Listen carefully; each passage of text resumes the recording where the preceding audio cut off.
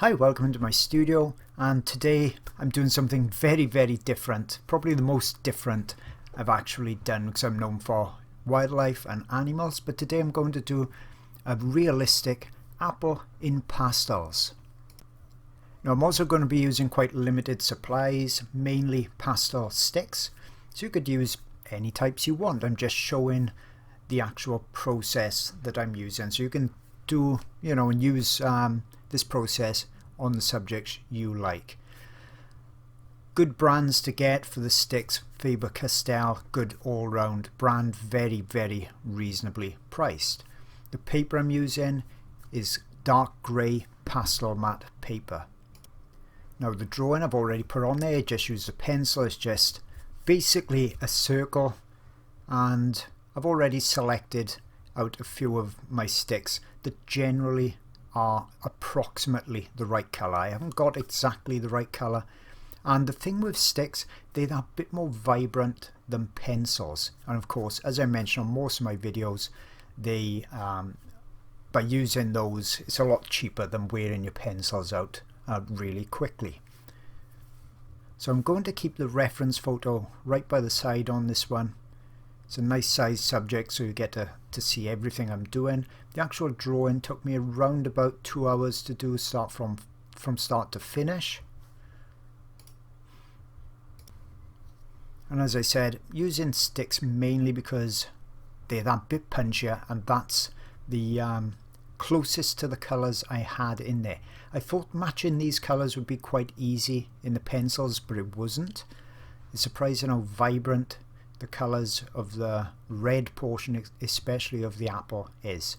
Now I put that highlight in immediately.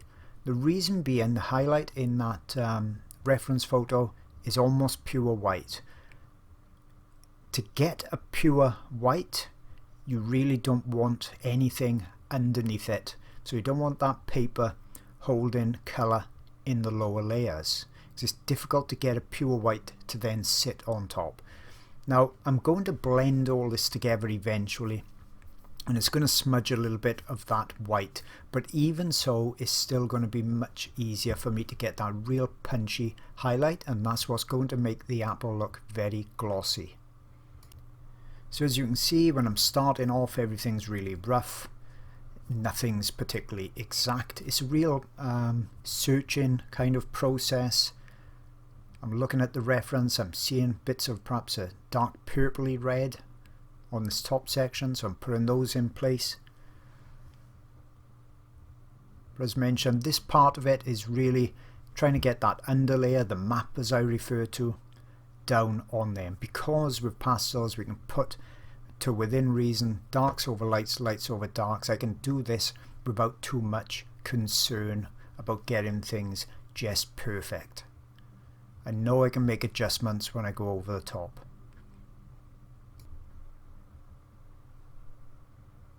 I'm squinting a lot as well when I'm looking at this reference, because all I'm after now are the basic elements, the major colours that are actually in there. Now on this bottom section, it's not yellow at all. It's surprising. When you look at the reference, we've got a kind of a greeny colour, greeny brown colour on the bottom. I know I can go lighter. It's better to go a little bit darker first, so we can lay the lights on top, keeping all the strokes quite rough at the moment, just generally following the shape, the roundness of the apple. Now I've mentioned on a few videos, you don't have to do everything realistic all the time.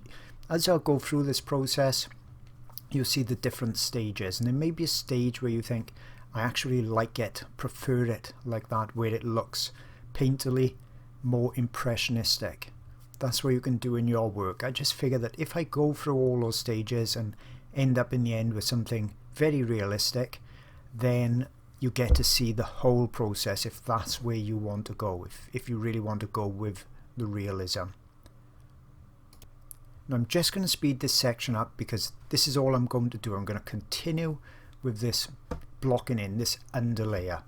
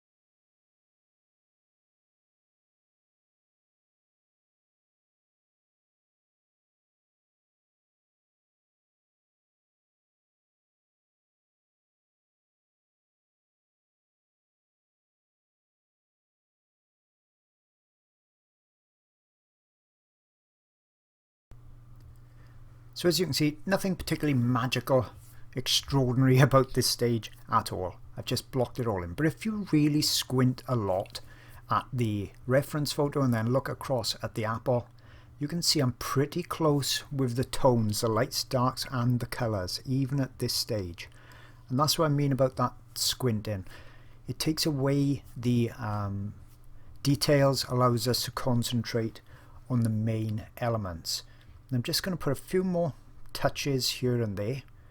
And if I put a background in now, you could leave this as an impressionistic apple, because if you walked away a long way from it, the details naturally go anyway and it'll start to look much more real already.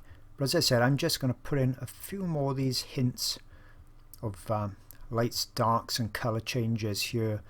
Then I'm going to just blend all this together.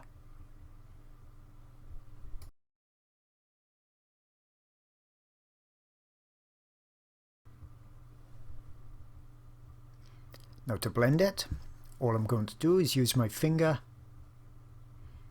I'll clean it every now and again just by giving it a wipe on a microfiber cloth. So that's real-time speed. Just a little bit of a color adjustment, because don't forget I'm searching out your color changes that I want, tonal changes. You see I just check that red because it's coming out too orange. This is a very vibrant red. Just trying that in there. I'll come on top, I'll refine it all. You can see I'm working around that highlight.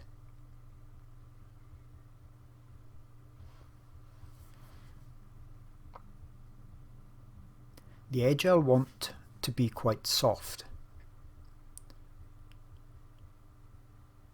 I don't want a hard edge, I'll have a cutout look. You can see I changed fingers then because I went to a completely different colour. Didn't particularly want to contaminate that light strip down the centre part of the apple. So fortunately we've got 4 tools on each hand, all those fingers that we can use. So we can keep one for red, one for lights, one for darks. Just got to remember which one you're using at the time. So you see all those colours starting to blend together and creating other colours as well. Going around the edge, and already after just probably 20 minutes work, starting to look like an apple. So that's always a good sign. I can see I've got lots of adjustments to make. Don't forget, as I always mention on the videos, the photo looks different on the video compared to the reference. The reference photo looks different compared to my apple slightly. It's just the way the cameras actually show the colour because of the different surfaces. So just continuing to blend all the way around, creating a really nice soft underlayer. And obviously this blending process as well is pushing that pastel into the surface of the paper, which means I'm going to have more tooth of the paper left to put the details on top. So we don't want to fill the tooth of the paper up, especially at an early stage. So this drawing is ideal for beginners as well.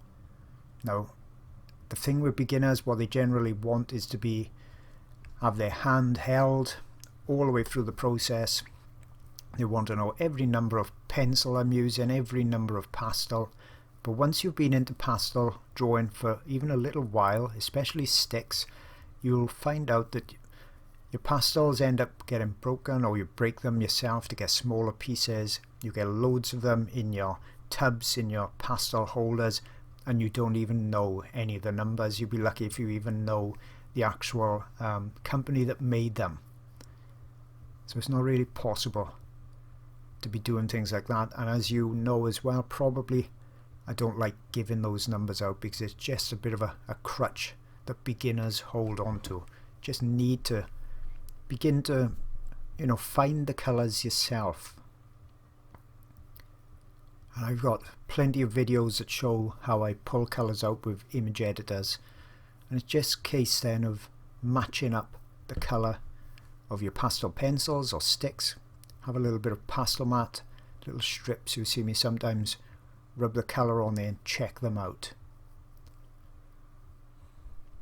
So a nice vibrant Faber-Castell stick then around that highlight, and that's pretty much the soft underdrawing of the apple done.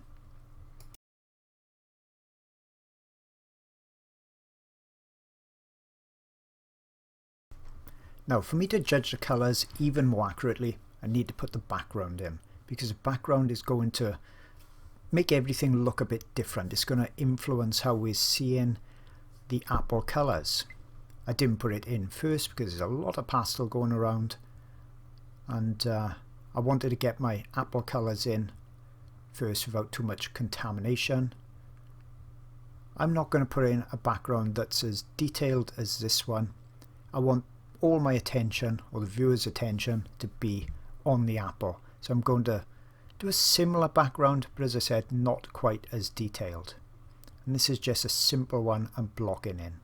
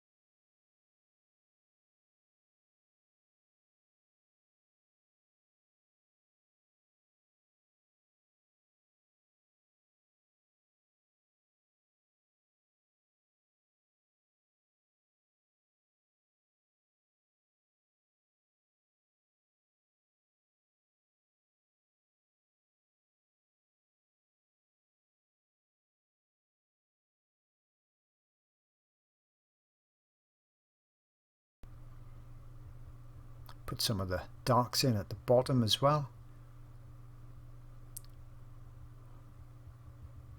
Obviously I'll then blend it all together and then make some adjustments if required.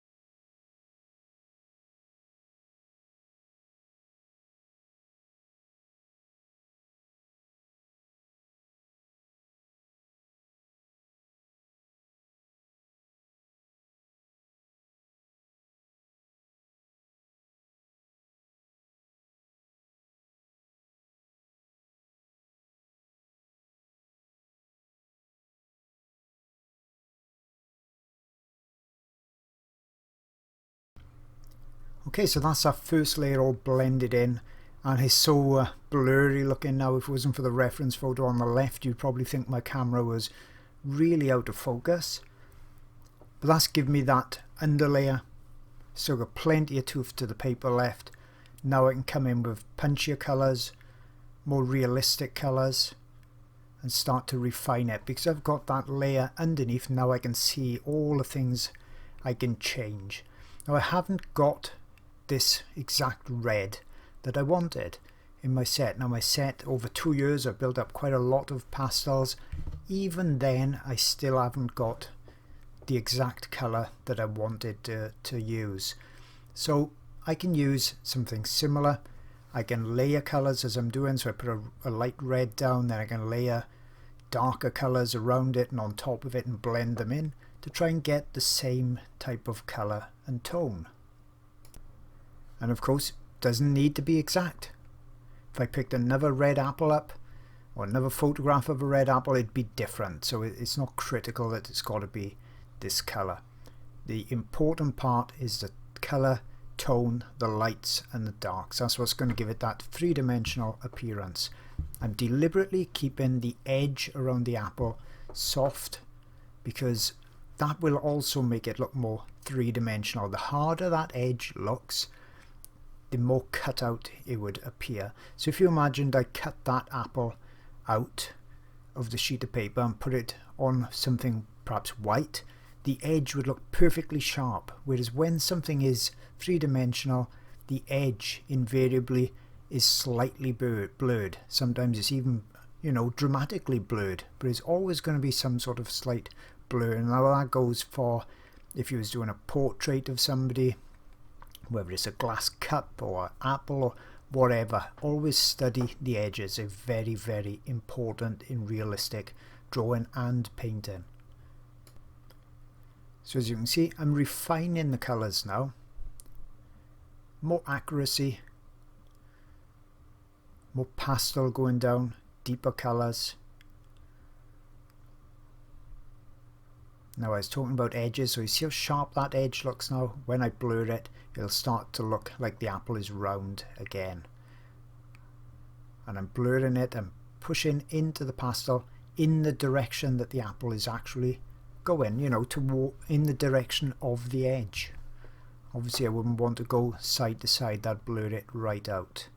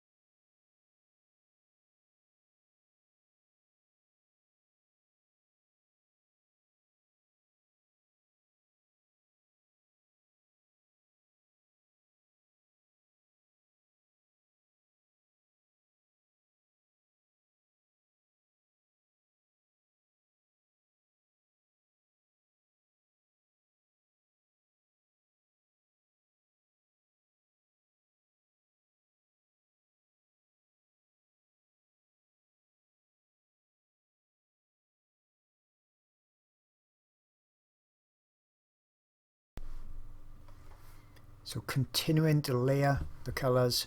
It's a small subject, so I haven't really got to work left to right on it as such, because my hand is not resting on there a great deal.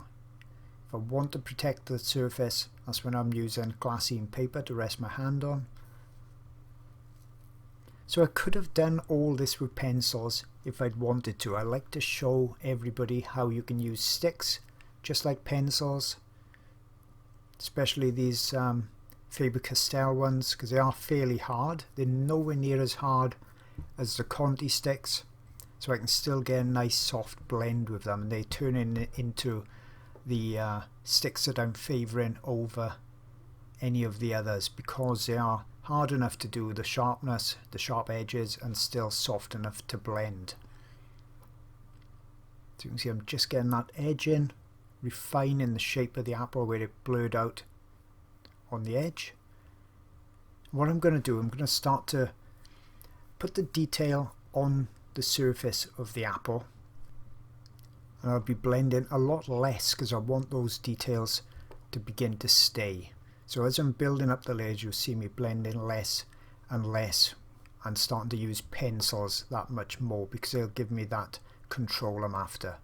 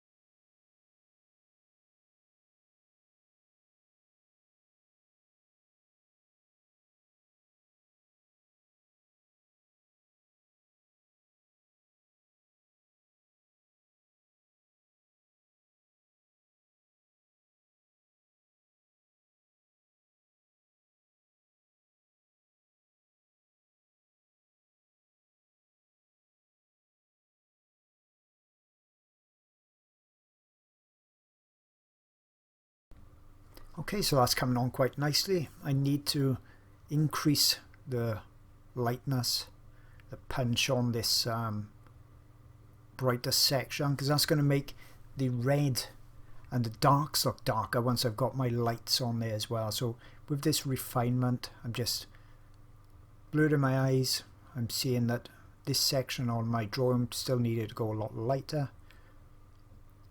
So that's what I've laid in. I'll still need to blur that as well, but I need to get some of this kind of transitionary colour, this more orange colour going on before I blur it all together.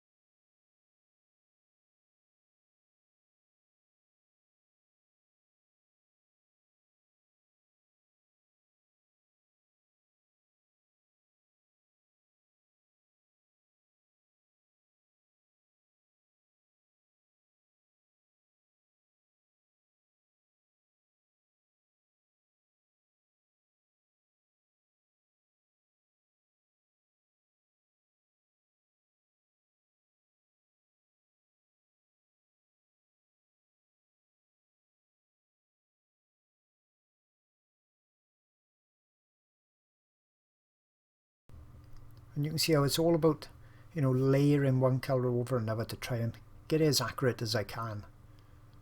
Details are coming last. If I put details on now, I'll end up losing them when I start to blur certain areas that still need to be blurred and pressed in, which I'm going to do now.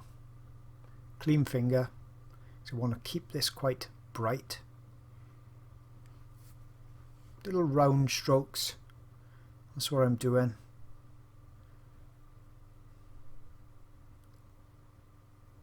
And then other strokes, I'm actually following where I want the smudge to go. See how I'm following more the shape of the apple there.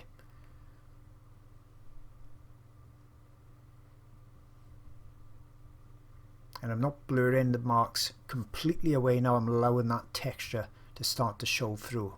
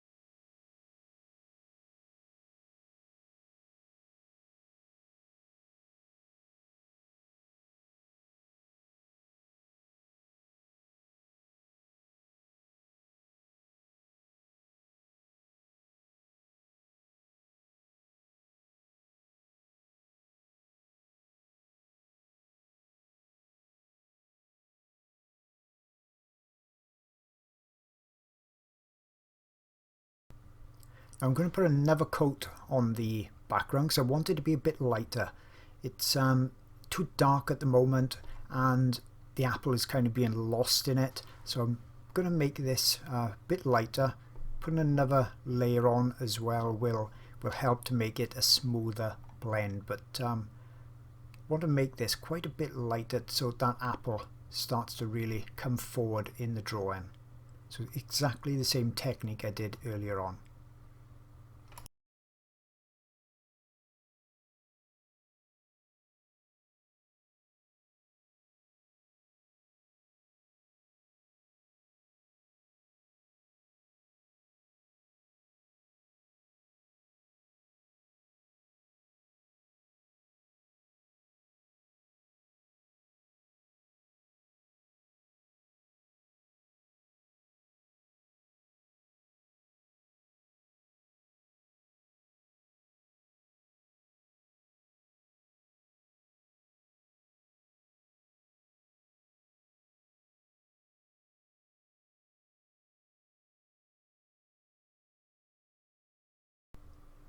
Now I'm ready to move on to what I would call more of the refinement stage.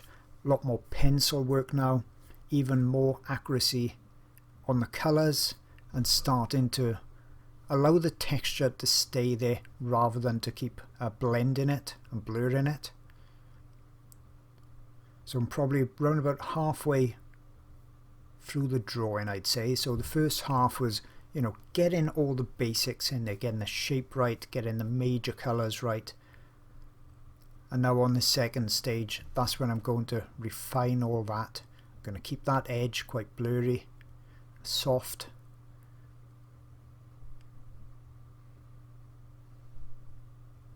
And sometimes I'm just, lightly layering some of the pencil colour on top, allowing a lot of the background or the underlayer to still show through. I want to make sure that even if this colour is not perfectly accurate that's going on, that it's still got that vibrancy.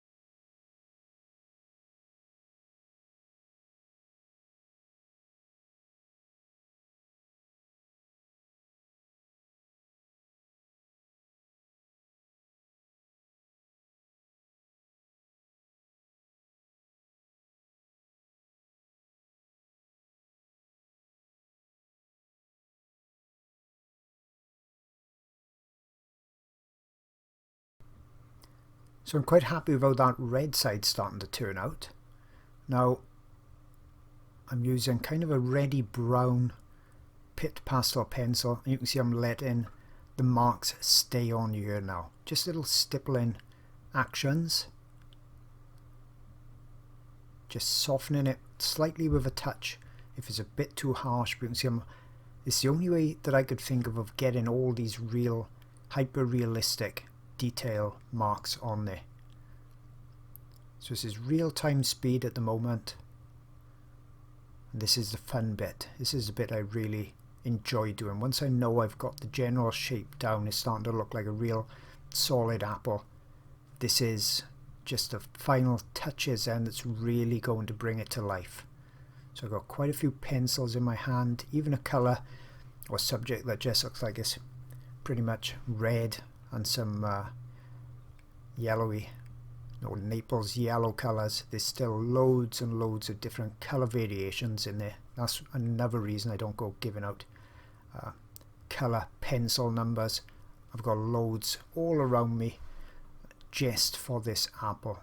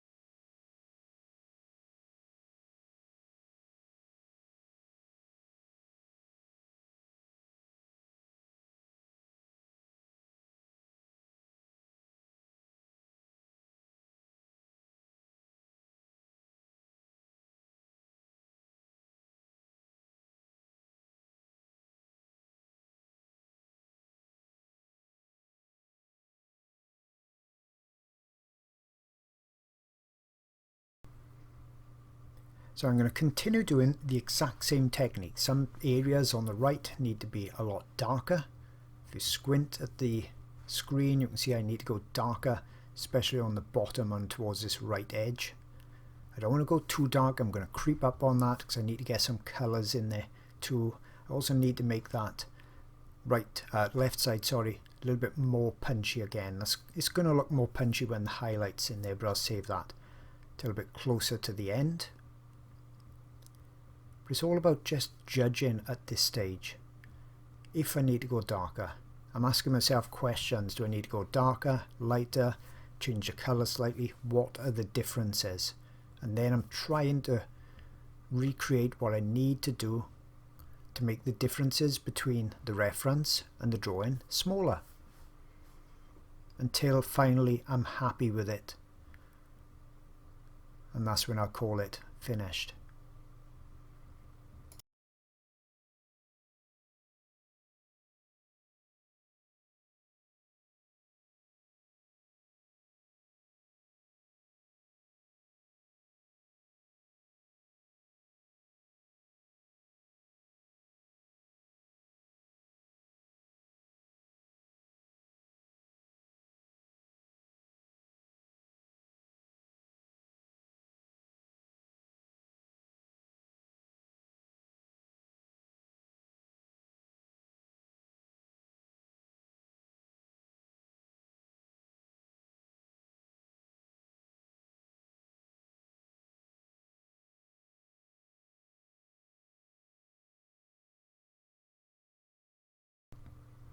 Want to make this right hand corner a bit lighter as well.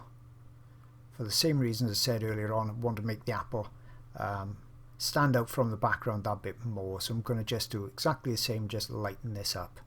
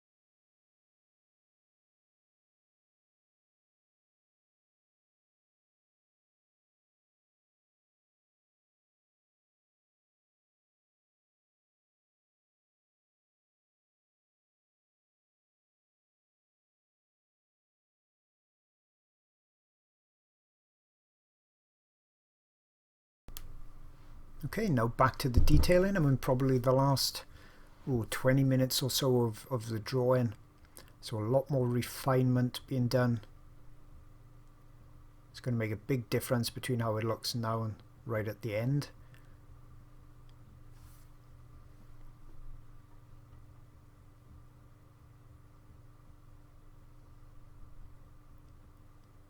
See, still keeping that edge soft. Don't want anything really hard edged.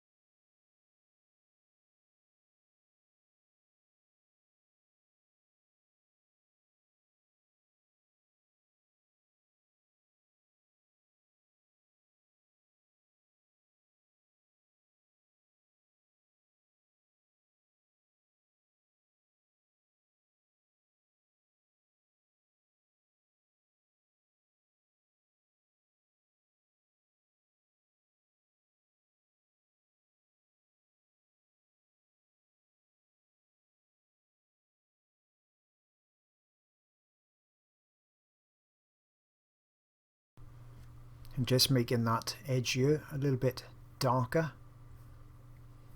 If I want it to be darker, I don't have to follow the reference. If I think it's going to make my drawing better. Because I haven't got a colour that's that dark a red in my set. Now I'm going to a little bit of work on this stalk. Nothing too detailed at all. Need a nice sharp pencil just so I got that control over it.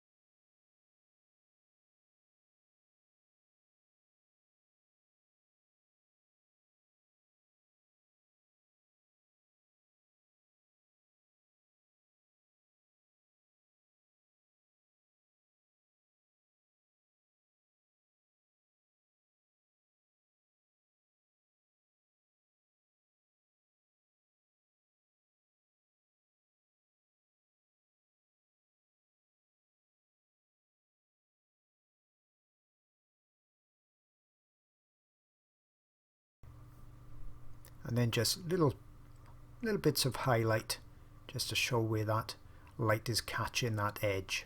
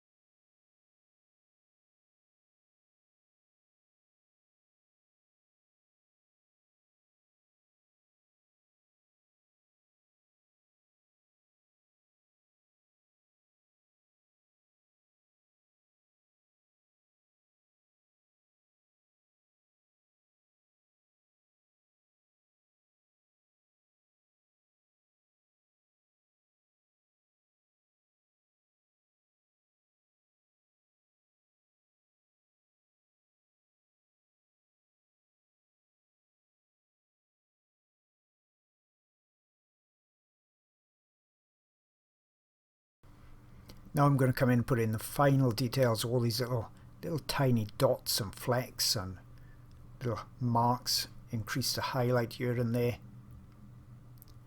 I'm after the impression of what it is rather than following exactly each line. As you know, I say that a lot when I'm doing wildlife and fur. I'm after the feeling of it. Nobody other than you guys is really going to ever see the reference photo next to the apple, and it looks different in real life anyway, so I'm just concerned about making my apple that I'm drawing the best I can do it rather than deliberately trying to match everything in that photograph. And what I'm going to do, I'm just going to let a lot of this run now real-time speed. Not a lot for me to do as far as the voiceover, but just so you can see how I really up the detail in these last 10 minutes or so.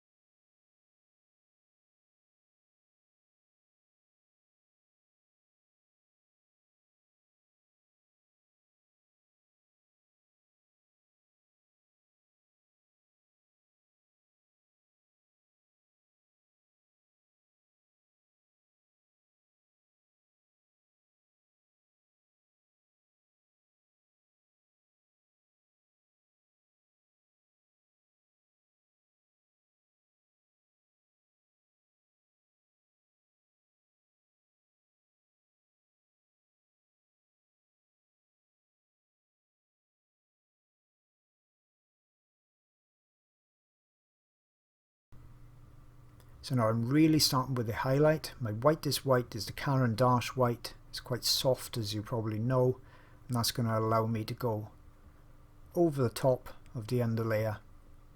I've kept it quite clean all the way through the drawing. I really want this to be a very bright, punchy highlight, and it's going to make that apple look a lot more glossy.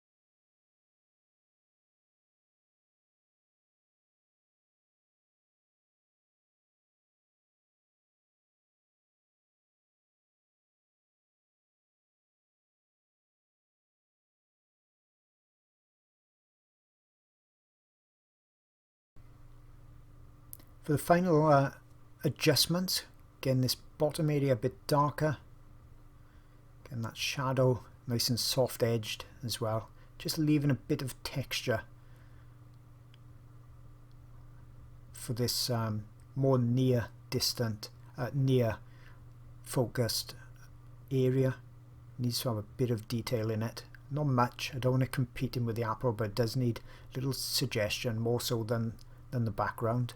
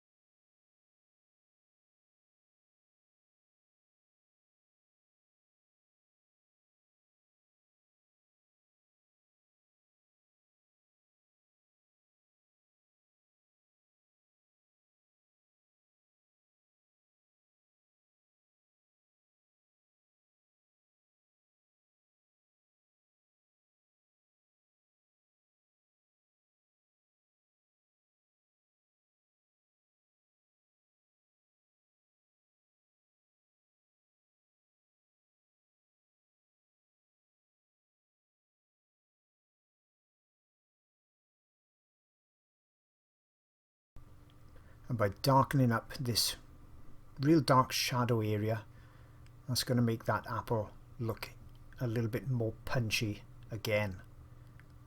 So I've got more of a range of light to darks in there. That's what gives drawings and paintings that real punchy look.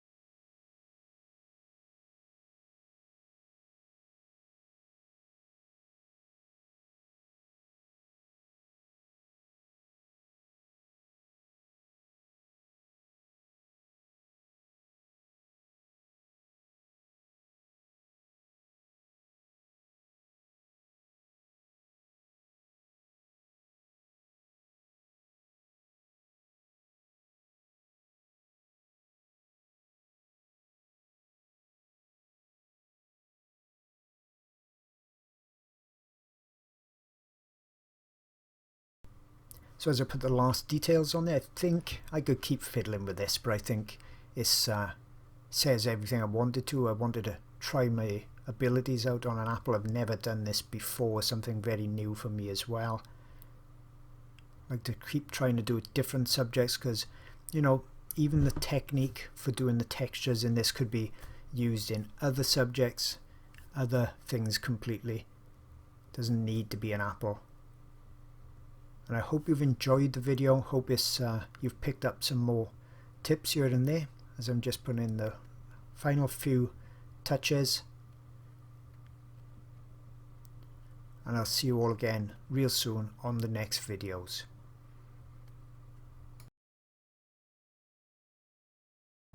Just wanted to quickly mention my Patreon channel for those looking for even more in-depth art instruction. It's packed full of pastel videos, oil videos as well, and those videos are being added to new ones every single month. I have videos for the complete beginner that have never done pastels or oils before with just limited supplies, and I take you from the very first blocking in all the way through to the final detailed drawings and paintings.